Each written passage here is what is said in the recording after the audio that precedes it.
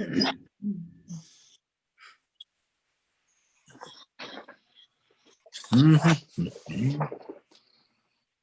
says it's now streaming at the top. Yep, we are now live right now. All right, thank you. All right, Tina Ugrin, Present. Herb Newman, Here. Joel Bailey, Here. Tanya Block, Here. Mark Spizak. Here. Thank you.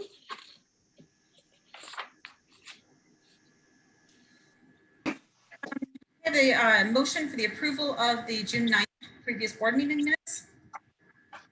I'll make a motion to approve. Do I have a second? Second. All in favor? Aye. Any opposed? All right. And we'll move on to the executive director's report. All right, Herb, I'm sorry you don't have a visual here. Nick is going to give us a presentation on construction projects, et cetera, that have been ongoing since March. So even though you might not realize it, we have been extremely busy. So Nick, go ahead and take it away. Hello, everyone. Tina, I know you've seen part of this, but I wanted to bring everybody else up to speed. Herb, I'm sorry you don't have a video. We're going to go through a lot of images, but I'll make it as fast as possible. And as Lisa had mentioned, we've all been very busy. I'm going to go ahead and click on the slideshow. So we were informed by Dale about 6 weeks ago that typically there's a certain amount of billing we do or invoices we process in a year. As of 6 weeks ago, we'd already surpassed what we normally do in a year. So we've been getting a lot done, and we're proud of that. Obviously, can you guys see my screen, by the way? Not yet. Not yet. Oh, all right, let's do this again. I'm glad I asked. Here it comes. Here we go. We can Yep. see the presentation. Okay, can you see that? Yes. Okay. So times have changed. This is a picture from a recent senior staff meeting in the park. And I think the most important thing is the essential workers and really how our park staff are critical essential workers on the front line. Park attendance is up by 40%, and we're really proud of the way we're serving the public. So just to jump into some of the design projects, I'm sharing this because we have design inspiration. So images like this turn into realities like this. You'll see a lot of design inspirations, and I wanted to share with you how those work. So that's what's going on. So here's, by the way, there's a lot of Valley View on here, but I've broken it up so it's not just one giant Valley View project. So again, our inspiration of the barn. This is what it looked like. This is what it looks like now. Our staff, our crews had done a lot of this work. The reason I bring it up is this is our vision for the future of the project. This project is out. We're asking the board for permission to award this project for construction. We're excited about that. Monroe Falls project 100% funded by grants. This driveway was in really poor shape. It was recently reconstructed. We had 3 toll booths going in that were gotten rid of. The pavement was widened, and we have a new entry into the park. We had a drainage way that was eroding. We came in and reinforced it with natural stone. We are working on a master plan for the whole park. So this is the park road. One of the thoughts we have is we have this 2-way road, turn it into one way that would allow one area to be dedicated just for biking and hiking separate from the roadway. So back to Valley View. At the main entrance, we had called for similar to Steelyard Commons in Cleveland, where they took this industrial theme and carried it through the park. By the way, can you guys hear me? Yes. I'd hate to get through the whole presentation and find out I was muted. So anyway, okay. So they took these elements that were found on the site to kind of denote the property. So we really wanted to take some found elements. This was a picture of a windmill that was at the Nature Realm. It's currently in a barn at Silver Creek, and we were going to bring it out to Valley View. We started looking at it. It was really bad shape. So in steps Don Drum, kind of, he's like, how can I help you? He recently did this 20-foot high design at the I Promise School. And we've been working with Don, mask and all, and he came up with the design of a sculpture that kind of has the iconic Don Drum image, but has kind of a weather vane on the back like our windmill. So he's volunteered his time to do the design of this, and we would have this installed at the entry to Valley View. We're really excited about that. Sand Run Culvert. This is the on the top is the existing roadway and culvert. You may have known we had a failure of the culvert there, so we have a $900,000 construction project, again 100% grant funded, which is shown below, which will put a larger culvert in, which is actually wider, which will allow wildlife to migrate through it and water to flow through it freely, and get rid of a bridge that had failed. So that project is underway. Further down Sand Run, I believe you know, right at the bottom of Portage Pass. So this is kind of looking across Big Bend towards the west. You see Merriman Road and then Portage Path. The jogging trail ends just west of Portage Path. We have a culvert that has failed there. And again, the one culvert I showed you, which was a 5-foot square culvert, is a $900,000 project. We have a 9-foot wide culvert here that has failed. And until we decide what, we come up with the funding to decide what we're going to do, we're proposing, this red line shows an extension of the jogging trail, where we'd extend the jogging trail where the road is, and then across to Merriman Road, down to Big Bend. We're currently working with an engineer for the design of those at-grade crossings so we can allow people to cross the road safely. So that's one thing that we're proposing. Back to Valley View. I think you're aware that the river restoration was paid for, all grant money, the design, which was $500,000, and the river restoration itself. Here's the picture of the construction plans. And I think, as you know, we have a set of nesting eagles there, and we're really happy with that. I never thought in my lifetime I'd see that in Ohio, but here we are. It did slow the project down a little bit, but this blue represents how the floodplain will be expanded to help the flow of the river and its health. This area in yellow kind of outlines that project area. We have some wins with this. In the previous project, First Energy needed to access one of their towers. This red line represents their access road. We said, hey, you need access, build us our bike path, which they did. That represents this.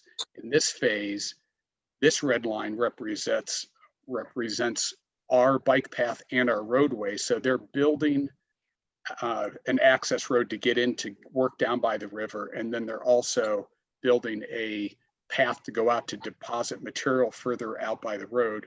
So they're building part of our infrastructure while they're working on the river. So we are taking the material, 80,000 or 800,000, I'm sorry, 80,000 cubic yards of material coming out from the river, and they're going to build our road with it. So again, killing two birds with one stone.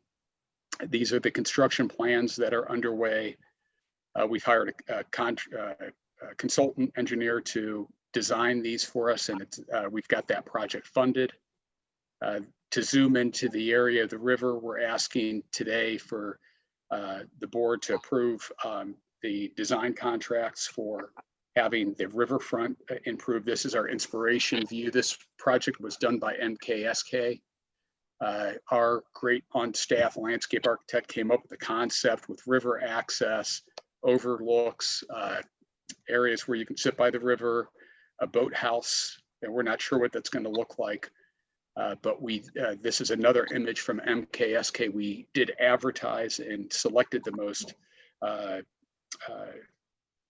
qualified contractor to do the design. This is one of their images. We've hired MKSK, who did our inspiration work. And this is the work that they did in downtown Columbus. So we're really excited to have them as part of this project. I get back, you've seen these, the Goodyear Heights Lodge. We've done some more work there. So that's what it looked like. We changed the lighting, added some woodwork done by our employees. Again, all the work was done by our employees, installed by our employees. So it looked like this, and now it looks like this. Then we came in and said, hey, let's get rid of this tile that was a constant maintenance issue, got rid of the tile, polished the concrete floors. So now we have these polished concrete floors. And this is actually the West Room, which you have not seen yet. This is we met in here and met with the attorneys during the meeting. And so this is what the West Room, which looked very utilitarian before, looks like now. And if you pay attention to underneath the windows, the radiators that were done by our park carpenter, they really did a beautiful job. The gorge I shared with you, this is what it used to look like with the vault restroom. We had ADA issues. We in-house did a design. We used inspiration, which is Niagara Falls. We constructed this was in the fall, and used natural materials that we already owned. We have yet to stain the kiosk in this photo, but this is what it looks like. It's a great gateway into the park now. We're also working on a master plan for the gorge, which this is a historic bridge, which was right below where the dam is now. We're looking to install a bridge to allow access back and forth in the future. So we're working on a master plan that we'll share with everybody when that is in place. And again, I'm going to finish up on Summit Lake. So Summit Lake, as you know, we designed and did a lot of the installation for the loop trail. This is outside of the community center. We did the design and hired the contractors and worked with them to build these outdoor amenities for the residents of Summit Lake. We headed up the master planning of Summit Lake. They used this master plan to get funding for work that's going to greatly benefit Summit Lake. We're recently working with a local artist to do artwork underneath the Kenmore Boulevard Bridge to really make it a place that was full of graffiti, to make it more fun and lively and bring Kenmore into the Summit Lake area. And as you know, the pump house, formerly known as the pump house, which is the Summit Lake Nature Center. There's the dock that pumped water into the building, into the pumps. You'd walk upstairs where the pump keeper lived. And this area was in really a bad shape. We hired an architect, designed the building. We came up with a site plan.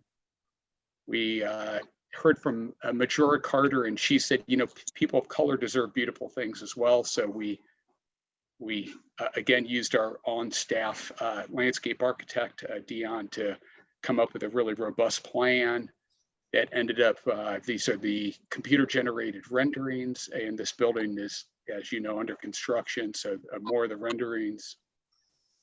And so the scaffolding is now down, but the elevator tower has been constructed. This is the exact same vantage point. So this is looking towards the front of the building. This is the same view. The walls have been removed, and now you can really see the views of the lake. And this is under construction right now. And Dee's group is heading up, work with an internal and interior interpretive group out of New York.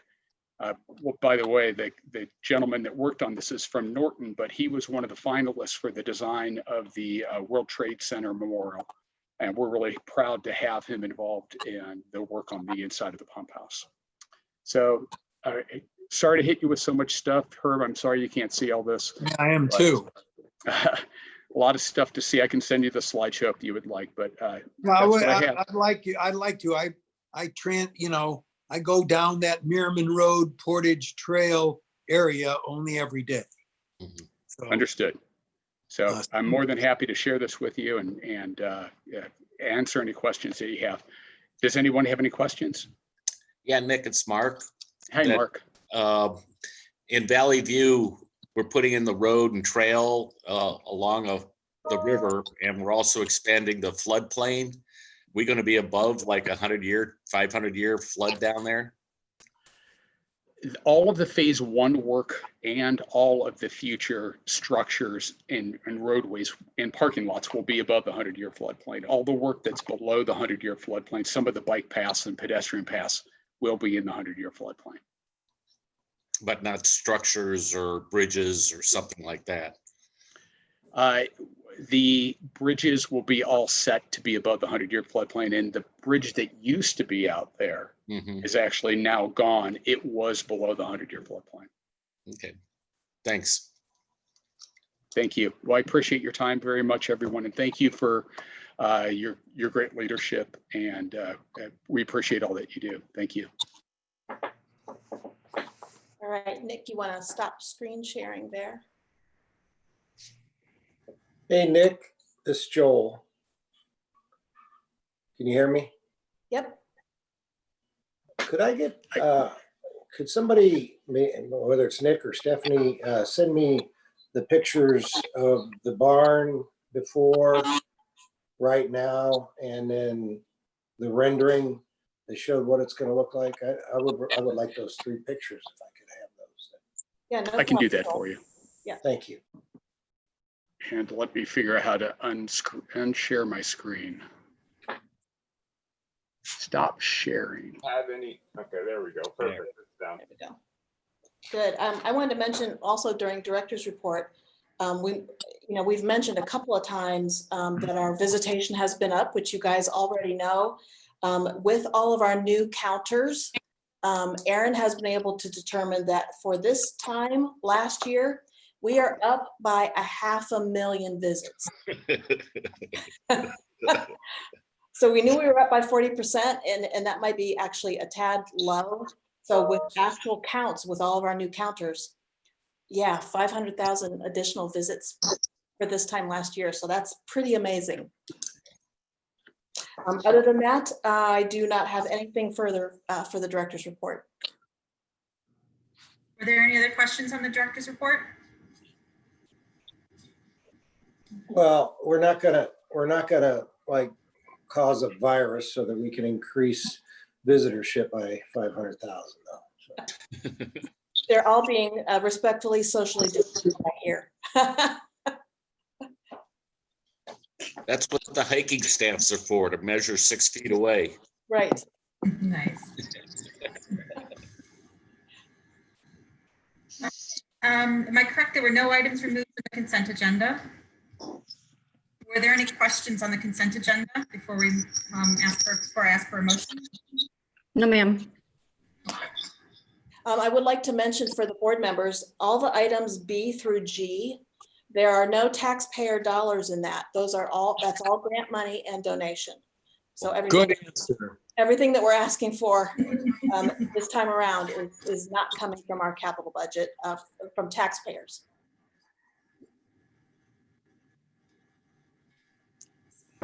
Let me go ahead and ask for a motion to accept the consent agenda. Moved. Okay, so I have a second. Awesome. All in favor? Aye. Any opposed? Any abstentions? I don't believe we have any unfinished old business. Correct. Okay. And no correspondence. Did Bridget make it onto the line? Let's see her. I do not see Bridget. Okay. Well, then we do have an executive session, so I'll read us into executive session then. I ask for a motion that the Board of Park Commissioners adjourn to executive session to consider appointment, employment, discipline, investigation, promotion, demotion, compensation of a Summit Metro Parks employee, RC 121.22G1, the purchase of property for a public purpose pursuant to ORC 121.22G2, to confer with counsel concerning disputes that are the subject of pending litigation and imminent litigation pursuant to ORC 121.22G3, and to prepare for discussions with public employees concerning terms and conditions of employment pursuant to ORC 121.22G4. Do I have a motion? Thanks, Tanya. Do I have a second? Second. Super. And it's a roll call vote. Tina Ugrin, Yes. Herb Newman, Yes. Joel Bailey, Yes. Tanya Block. Yes. Mark Spisak. Yes. Somebody had a bark for yes. Okay, Ramsey, we are gonna retire to executive session, which is not open to the public.